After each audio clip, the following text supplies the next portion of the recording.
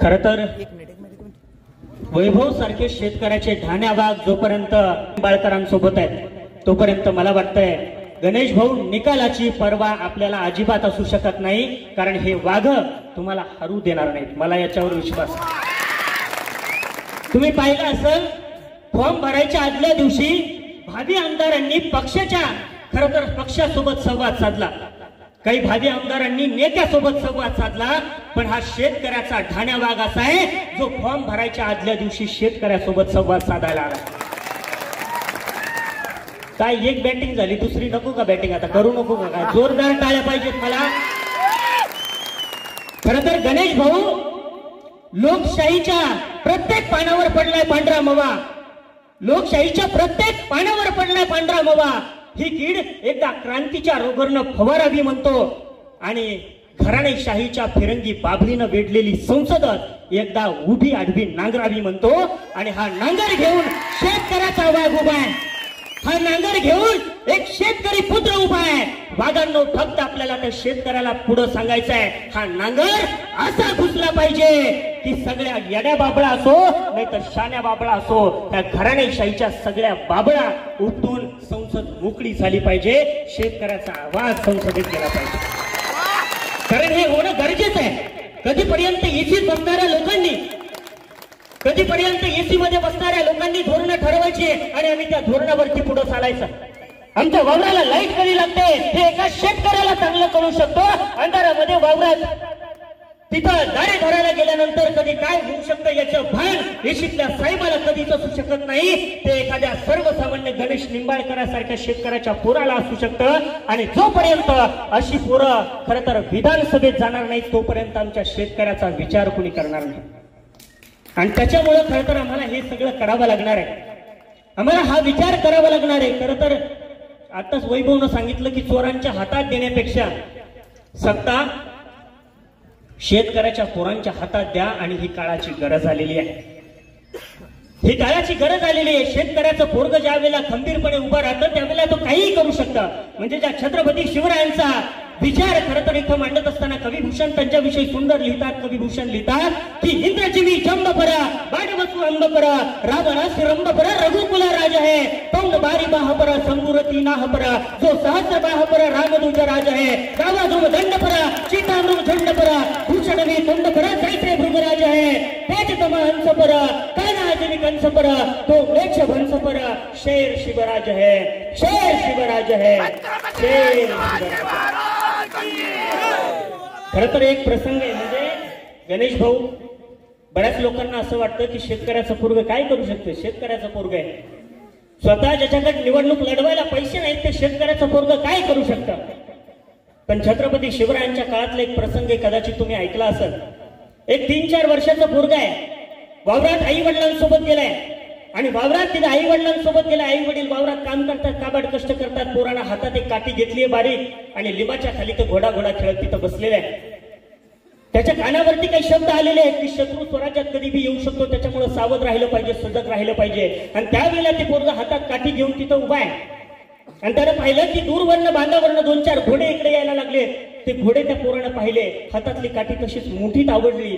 4-5 वर्षाचं शेतकऱ्याचं पोरग आहे, त्यानं ती मुठीत काठी आवडली, पोरग पळत सुटलं. त्या बांधावरून आलेल्या घोड्यांच्या समोर जाऊन पोरग उभा राहिलं आणि ते 4-5 वर्षाचं पोरग त्या बांधावरच्या घोड्या समोर उभा राहिलं. म्हणते खबरदार, खबरदार, जर टाच मारूनही चाल पुढे, चिंधड्या मुडवीनं राई राई एवढ्या. 5-6 वर्षाचं पोरग, ज्या पोराला काय कळत नाही आणखी, ते पोरग हातात काठी घेते, स्वराज्यावरती संकट येऊ नये याच्यासाठी उभा राहते. म्हणते खबरदार, कुण्या गावचे पाटील आपण कुठे चालला असे, शिवई ओलांडून तीर असे, लगाम खेचा हा घोडीचा राव टांग टाकुनी, असे या तुम्ही खड्या अंगणी. असं म्हटल्यानंतर ते घोडेस्वार, त्यांच्याकडे तलवारी होत्या, भाले होते, सगळं होतं. ते म्हणायला लागले हे 5-6 वर्षाचं पोरग इथं आलंय आणि आपल्याला दम द्यायला लागले की तुम्ही लगाम खेचा बाजूला या, इकडे घोडे थांबवा. त्यावेळेस ते घोडेस्वार हसायला लागले आणि त्यावेळेला ते 5-6 वर्षाचं शेतकऱ्याचं पोरग उत्तर देते, अरे पोर म्हणून हसण्यावारी वेळ नकाने होई, मज का ओळखले हो तुम्ही, हा मज मराठाचा मी बच्चा असे, हे हाडही माझे लेचे पेचे नचे, या नसा नसातून हिम्मत बाजी बसे, खबरदार जर टाच मारुणी चाल पुढे, चिंधड्या उडवीन राई राई एवढ्या, विरोधकांच्या आशा चिंधड्या उडवायच्या गणेशभाऊ निंबाळकर. आणि आता थांबायचं नाही, कारण काय, माझ्यासारखी हजारो शेतकऱ्यांची पोरं खरं तर राबतायत, उभं राहतायत, शेतकऱ्याच्या पोरांना लढायला बळ देत आहेत. मात्र हे सगळं चालू असताना म्हणजे यांच्या थिटे पॅकेजचं मुरवाण आपल्या गव्हाणीपर्यंत कधीच पोहोचत नाही. विमा आला आमच्याकडे येत नाही, कोणतीही गोष्ट आली प्रत्येक गोष्टीमध्ये आमचा शेतकरी लुबडायचं ठरवलंय. इथली व्यवस्था कशी आहे म्हणजे तलाठ्याकडे जा, त्याला वाटतं शेतकऱ्याला फेरफार काढून दिला, 10-5 रुपये त्याच्याकडनं जास्त घेतले, मरतो काय शेतकरी एवढूशा.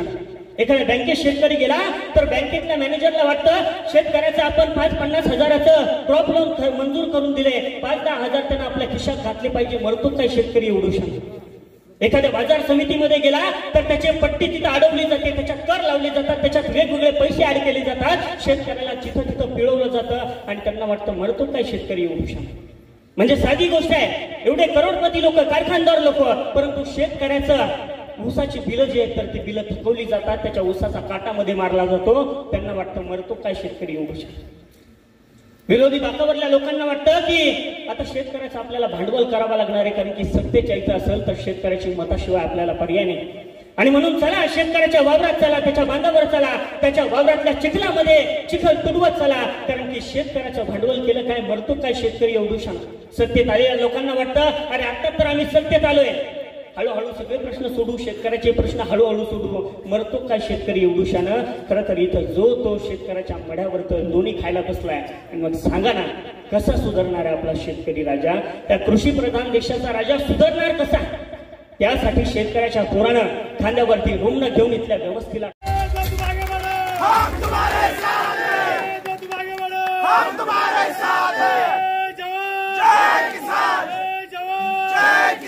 शेतकरी एकजुटीचा, शेतकरी एकजुटीचा.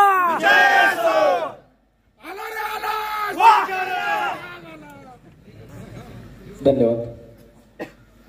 आज बरोबर 5:40 मला एक व्हिडिओ कॉल आला.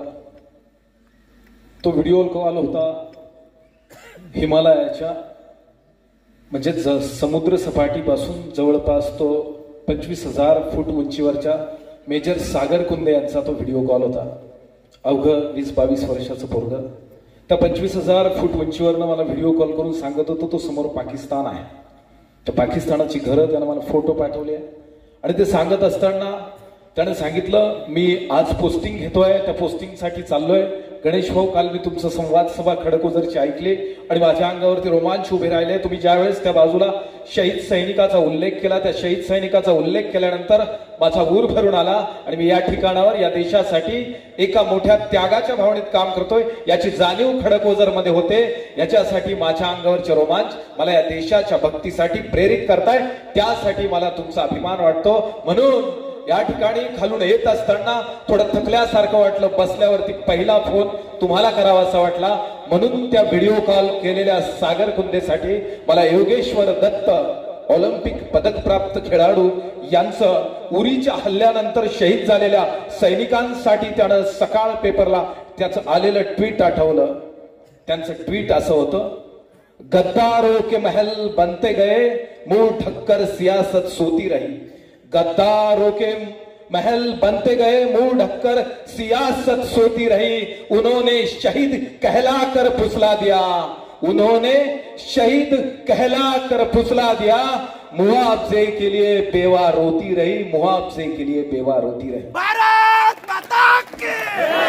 त्याचा अर्थ असा झाला की आपल्याला शहीद म्हणून फुसलो वरती पाठवलंय. 25,000 फूट उंचीवरचा सागर देशासाठी त्या ठिकाणी प्राणपणानं निकरानं लढतोय.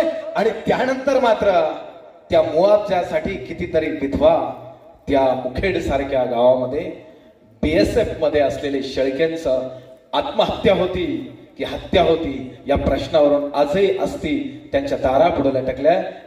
त्या ठिकाणी न्याय मागण्याच्या या व्यवस्थेमध्ये त्या महिलेला आज तागायत न्याय मिळाला नसावा, कारण 6 वर्षापूर्वी आम्ही बच्चू भाऊंना घेऊन गेलो, तोपर्यंत तर मिळाला नव्हता. मोठक्कर सियासत सोती रही. ही जी व्यवस्था आहे ना, तिनं तोंडावरती पांघरूण घेतलेला आहे. ते पांघरूण उघडण्याच्यासाठी म्हणून आपल्याला निवडणुकांकडे पाहता आलं. तर कदाचित आमदारकी कळाली, नाहीतर आमदार झाले काय, उठले काय, पडले काय, ह्याच्याशी तुमचं आणि त्या व्यवस्थेचं काही नातं नाही. मला आनंद या गोष्टीचा वाटला की या आमदारकीच्या या प्रक्रियेमध्ये आम्ही पाऊल ठेवलं. बीडवरचा गणेश, या गणेश नावाच्या शेतकऱ्याचं कौतुक करण्यासाठी त्याचा प्रचार इथं आला आणि त्याचं या प्रक्रियेतनं उसवण मधलं हा सगळ्यात जास्त मला आनंद वाटला. आणि त्याच आनंद वाटण्याच्या या प्रक्रियेच्या सुलभ सहज संवाद सभेच्या निमित्तानं उपस्थित असलेले आपण सर्व या सहज संवाद सभेसाठी व्यासपीठावरती उपस्थित असलेले गणेश भाऊ फरताळे, वैभवजी पवार, ज्यांनी मला मोठ्या नेटाने या प्रक्रियेमध्ये आत्मविश्वासानं पाय रोवून उभं राहायला भाग पाडलं, ते आदरणीय सन्माननीय मार्गदर्शक सुरेश तात्या उशीर, ज्या मित्रानं खालचा आणि वरचा हा वाद भेदून खालच्या भागात सुद्धा प्रहार मोठ्या दिमाखानं रोवून ठेवली, त्या हरिसिंग ठोके, ज्यांच्यामुळं दैवडमध्ये सभा होऊ देत नाही. जर मला पैसे देत आहेत तर माझ्या सभा का नाही होऊ देत, हा प्रतिप्रश्न मला त्यांना करायचा आहे. त्याच दैवडमध्ये सभा नाही होऊ दिली, त्या सभेमध्ये गोंधळ घालण्याचा प्रयत्न केला.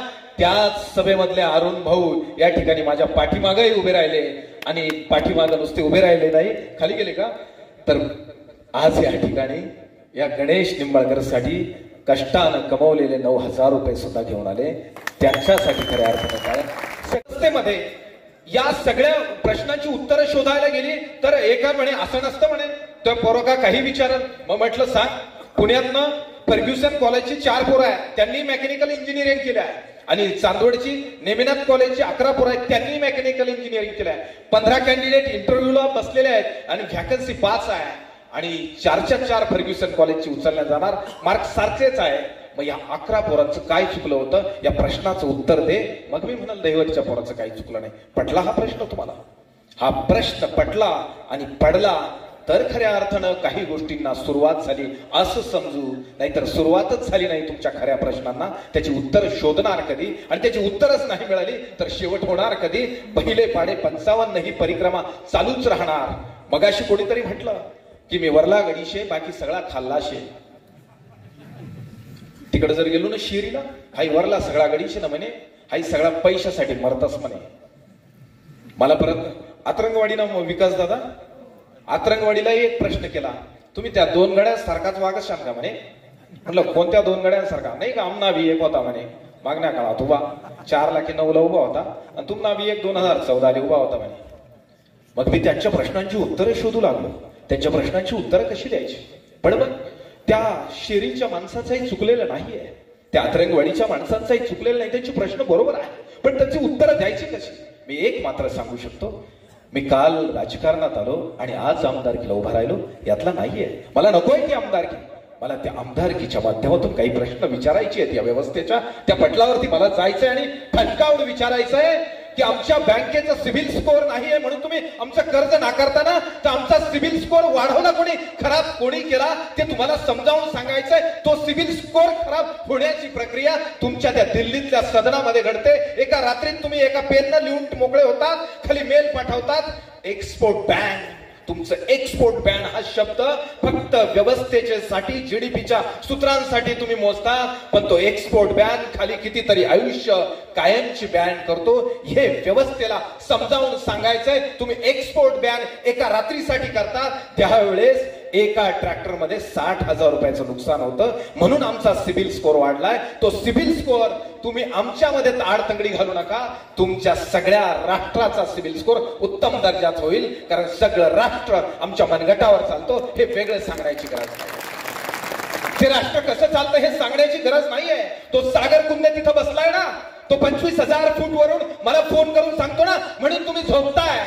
आणि या ठिकाणी तुम्हाला ती चांगली झोप पोट भरून लागते ना, पोट भरल्यावर लागते ना. ते पोट भरण्यासाठी माझा बाप बांधावरती ऊन वारा पाऊस झेलून ते पीक काढतोय. ह्या प्रक्रियेला या देशाचा जीडीपी म्हणतात. हे ठणकावून सांगण्यासाठी ही संख्या वाढली पाहिजे. ही संख्या आहे पण नाममात्र आहे, पण ती काळाच्या ओघात तुटक होते. जर तुम्ही विविध पक्षांमधले काही लोकांची त्या ठिकाणी चरित्र तपासली ना, ते चरित्र चांगली आहेत, त्या चरित्रांकडे बघितलं तर राष्ट्र निर्मितीचंच काम त्यांनी केलंय. मला पक्ष म्हणून त्या माणसांकडे बघायचं नाही आहे. त्यांच्याकडे अंतरंग त्यांचं राष्ट्राच्यासाठी होतं म्हणून बघायचं पैकीचे अलीकडचे या क्षणाला तुमची बाजू लावून धरणारे बच्चू भाऊ कडू आहेत म्हणून आम्ही 750 किलोमीटरवरचं ते नेतृत्व या ठिकाणी स्वीकारलं. खरं नाही मांडायची आम्हाला. मग त्या अतरंगवाडीच्या माणसांनी विचारलेला प्रश्न, शेरीच्या माणसांनी विचारलेला प्रश्न आणि दहिवडच्या पोराचा प्रश्न याची उत्तरं शोधायला गेली तर एकाच बिंदूवर येऊन थांबतात की चुकतं त्यांचं की आपलं, तर चुकतं आपलं सुद्धा. अतरंगवाडीच्या त्या माणसांनी विचारलं मला, तुम्ही त्या दोघांसाठी सारखेच वागणार का म्हणे. म्हटलं आता या प्रश्नाचं उत्तर देता येईल मला, पण त्याच्यासाठी त्या काळाच्या त्या पावलांसोबत मला चालावं लागेल. मी माघार घेणार नाही, हा टप्पा सिद्ध व्हावा लागेल. मी नाही घेणार माघार त्यांना म्हटलं, आणि नाही होणार मॅनेज. तुम्ही मला मॅनेज करा, तुम्ही मतं द्या, मला मॅनेज करा. अख्ख्या आयुष्यभर तुमचा गुलाम राहायला तयार आहे म्हटलं. एका शेतकऱ्यानं तुमच्या प्रश्नाचं उत्तर देतो. एका शेतकऱ्यानं 3 गायी घेतल्या म्हटलं. त्या विकत घेताना विक्री करणाऱ्यानं सांगितलं गायी मोठ्या गुणी गायी आहे, कपिली गायीची सगळे लक्षणं त्या गायीमध्ये आहे म्हटलं. पहिले त्या गायी बिना बहाल्याचं दूध काढू देतात म्हटले, दूधही उत्तम देतात म्हटले. मग शेतकऱ्यांना विश्वास ठेवून त्या गायी घेतल्या. 3 गायी घेतल्या होत्या त्याने.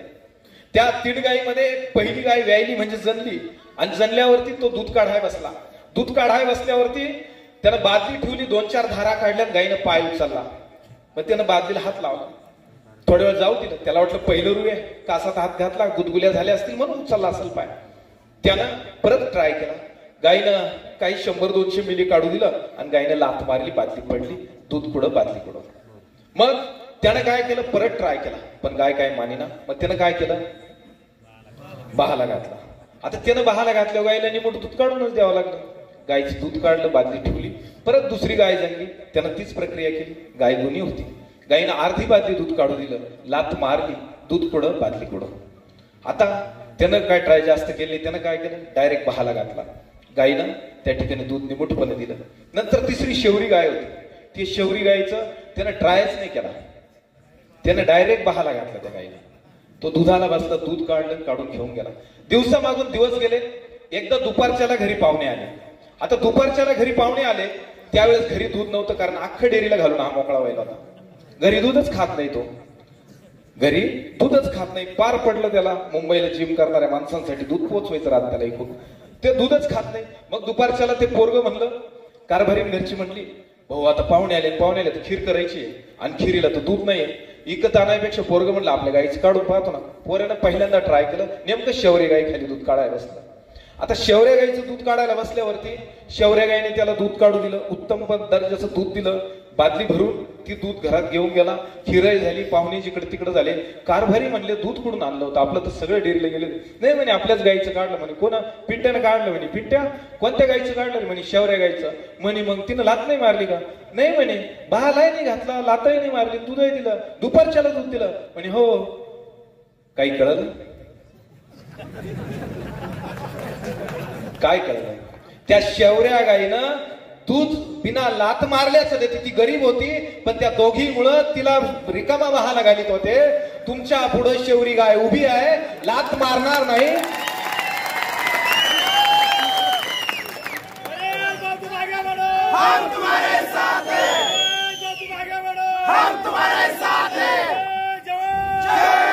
शक्ती तेच घेऊन जाणार असतील. सगळ्या विधानसभेमध्ये आपल्याकडच्या प्रश्नांना आपल्या लोकप्रतिनिधीला जाणीव नाही असं नाहीये, त्यांचा अभ्यास नाही असं नाहीये, पण वाढवा बोललं तर तिकीट नाही भेटणार म्हणून बोलता येत नाहीये. वाढवा बोललं तर तिकीट नाही भेटणार म्हणून त्या ठिकाणी नाहीये. म्हणून अजून एक कायदा केला पाहिजे, 10 वर्ष संधी, जास्तीत जास्त निघा घरी. का तर त्या 10 वर्षामध्ये यांनी अतिरिक्त संपत्तीचं संचयन करायचं. त्या अतिरिक्त असलेल्या संपत्तीला पुन्हा संरक्षित करण्यासाठी ईडीबीडी लागू नये म्हणून पुन्हा त्याच्यात जाऊन बसायचं. आणि पुन्हा पहिले पाडे 55 आणि लोकसभा विधानसभा लागल्या का तमाम शेतकरी बांधवांनो, माझ्या तमाम तुम्ही घरीच जाम आणि ते लावी त्या हमाम. वार व्यवस्था, त्या व्यवस्थेमध्ये बोलण्यासाठी बच्चू कडू 288 मध्ये किमान 20% तर पावसो. जर 20% गुण नाही मिळाला तर नाव बदलून ठेवील हे तुम्हाला. अवघे विश्वची माझे घर, हे ज्ञानोबारायांनी जगाला दिलेला हा मूलमंत्र आज रामनवमीच्या दिवशी 2 गटात रामनवमी करायला या राजकारणामुळं धर्म विकसित होत नाहीये, धर्म प्रबळ होत नाहीये, हे सुद्धा लक्षात घ्यावं लागेल. काय मी लहानपणापासून सियावर रामचंद्र की जय हा नारा देत नाही का? माझा हिंदू धर्म मला प्यारा नाही का? गणेश दादानं ज्यावेळेस ते शंभू स्तोत्र म्हटलं त्यावेळेस अंगावरती रोमांच आमच्या येत नाही का? अरे आम्हाला कोणी सांगायची गरज नाही हिंदू धर्माचं रक्षण करायचं. अरे जगाच्या पाठीवर ज्या राजानं या धर्म कार्यासाठी स्वतःच शिर अर्पण केलं त्या छत्रपती संभाजी राजांच्या मातीच्या वारसदार आहोत आम्ही. आम्हाला धर्म रक्षणाची भाषा कोणी ऐर्या गायऱ्याने शिकवण्याची गरज नाही. त्या संत तुकाराम महाराजांची ही माती आहे. त्यांनी सांगितलं ही माती अभिरामच्यासाठी गुलाल आहे, ही मातीच आमच्यासाठी सोनं आहे आणि त्या मातीतूनच आम्ही सोनं पिकवतो. म्हणून कांदा मुळा भाजी अवघी विठाई माझी, सावता महाराजांच्या शब्दात आम्हाला विठ्ठल आमच्या पिकात दिसतो, आमच्या कर्मात दिसतो. चालत तुम्ही त्या पिकाची माती करतात ना, त्या सोन्यासारख्या पिकाची माती होण्याच्या प्रक्रियेमध्ये एकदा आमदार आडवा होऊ दे, त्याची माती झाल्याशिवाय त्या ठिकाणी तो पिकाची माती होऊ देणार नाही. ही भूमिका घेणारे लोकप्रतिनिधी जन्माला आल्याशिवाय हे साले वट्टेवर यायचे नाही. त्याची दृष्टी होण्याचा प्रयत्न करा. ज्याला हात नाही त्याचा आधार होण्याचे प्रयत्न करा. ज्याला पाय नाही त्याची शक्ती होण्याचा प्रयत्न करा. बच्चू कडू समजेल तुम्हाला. असं नाही समजणार. दादागिरीची नाहीये भाषा ती भाषा संघर्षाची आहे. ती भाषा अन्यायाच्या प्रती शेतकऱ्यांची होणारी हाराकिरी मांडण्यासाठीची आहे, दादागिरी करण्यासाठीची नाहीये ती भाषा. भाऊ म्हणतात आपल्याला वैयक्तिक दुश्मना नाही पेरायच्या आहेत, आपल्याला वैयक्तिक विकास नाही साधायचा आहे. माझ्या समाजाचा जो मागे राहिलेला घटक आहे, अगदी भांडे घासणाऱ्याचा सुद्धा विचार करणारे बच्चू कडू आहेत. तुम्हाला नाही समजायचं, व्याकुळ नाही झालेत ते आमदारकीसाठी. मला मुंबईला जायची ही व्याकुळता नाहीये त्यांची. त्या मुंबईमधलं जे बजेट आहे ना 6.5 लाख कोटीचं बजेट, त्याच्यात सर्वात जास्त संख्या असलेला माझा गोरगरीब आदिवासी दिव्यांग शेतकरी शेतमजूर याचं स्थान काय हे विचारण्यासाठी आमदारकी मॅनेज होते तुम्ही. अरे काय राव तुम्ही 60,000 रुपये ट्रॅक्टर मध्ये त्यांना देत्या आणि 600 रुपयाला मॅनेज होत्या. ही काय व्यवस्था आहे? त्या सगळ्या व्यवस्थेमध्ये तो जो चरित्रावरचा 600 रुपयात मॅनेज होण्याचा 5 वर्षासाठी 600 दिवस आणि तास मोजले, तासाला किती, तर त्याचं असलेलं कफल्लक चरित्र एकदा मोडीत काढण्यासाठी या बोटानं ज्या वेळेस तुम्ही बटन दाबताय ना त्यावरचा तो जो शाईचा डाग आहे, तुम्ही मतदान केल्याची खून आहे ना, ती मतदान केल्याची खून कदाचित जर तुम्ही गणेश रमेश निंबाळकर यांच्या निशाणी समोर बॅट म्हणून दाबली ना तर चरित्र धुवून निघेल. हाच पहिला विकास आहे. म्हणतील सगळे दरेगावकर म्हणतील हा आमदार दरेगावनं केलाय, 30-40 कोटीनं लाखानं तो झालेला नाही, हे ठणकावून तुम्हाला सांगते. हाच विकास. काय विकास? विकास नावाच्या गोष्टी करतात. विकास जर तुम्हाला समजला असता तर तुम्ही एकदा कानडगाव कुंदलगावात राहून बघा. जिथं जलसिंचनाच्या गोष्टी करताना तिथं मार्च एप्रिल मे ह्या महिन्यातली भयानकता तुमच्या लक्षात येईल. ढोरासाठी पाणी नसतं, माणसासाठी पाणी नसतं, त्या लोकांना तुम्ही जलसिंचनाच्या गोष्टी सांगताय. मी बोललो होतो लोकप्रतिनिधींना पूर्व आणि पश्चिम अशा 2 वाहिनी करा, एक फिल्टर स्टेशन इकडे पूर्व भागात करा, एकदा पिण्याच्या पाण्याची तर मजबूत व्यवस्था करूया, मग बाकीच्या गोष्टी करूया. इतक्या तकलादू व्यवस्थेमध्ये तुम्ही महासत्तेच्या गोष्टींनी आम्हाला टीव्ही चॅनल्सवर बातम्या देणार असाल तर आम्हाला गांधी नको आणि मोदी नको, आम्हाला लकलाभ निदान प्यायचं पाणी तर भेटू दे, मग जलसिंचनाच्या गोष्टी करता येईल. या सगळ्या गोष्टी मांडण्यासाठी लोकप्रतिनिधीचा कस लागला पाहिजे. ज्या भागात तुम्ही चारे आणले, कुठून चारे आणले तुम्ही नक्की, आणि येवल्याला दुष्काळ, आणि इकडे खायला गायला ढोरायला चारा नाही, इकडे दुष्काळ नाही आणि तिकडे दुष्काळ, इकडे दुष्काळ, मालेगावला दुष्काळ, येवल्याला दुष्काळ. आम्ही काय इंद्राचे नातेवाईक होतो का? आम्ही डायरेक्ट पाणी आम्हाला भेटत होतं? कोणाचे नातेवाईक होतो? अरे ह्या पीक व्यवस्थेला ते पाणी नसताना पीक कापणी प्रयोगाच्या आधारे आम्हाला किती लढावं लागलं. त्या पीक विमा सिद्ध करायला एवढं लढावं लागतं. या बहादरांनी परत अपिलावर अपील केलं होतं. आम्ही त्यांना म्हटलं साहेब पीक कापणी प्रयोगाचे अहवाल आलेत का? कृषी अधिकारी साहेब म्हटले 2-5 दिवसात देतो म्हटले. म्हटले एखादा तर झाला असेल ना? म्हणले झाला बाजरी पिकात. म्हणलं काय त्याचं सरासरी पीक विमे कसे भेटत थोडं फार तर माहिती असेल ना? कधीच ते फाडायचेच राहत. जर तुम्हाला ते कळालं असतं ना तर ही व्यवस्था तुमच्याकडं पहिल्यांदाच व्यवस्थित योजना लागू केल्या, समजून नाही घ्यायचं. ताज्या व महत्त्वाच्या बातम्या बघण्यासाठी प्ले स्टोअरवर जा, प्रबलभूमी ॲप डाउनलोड करा व या धावपळीच्या जीवनात अपडेट राहा.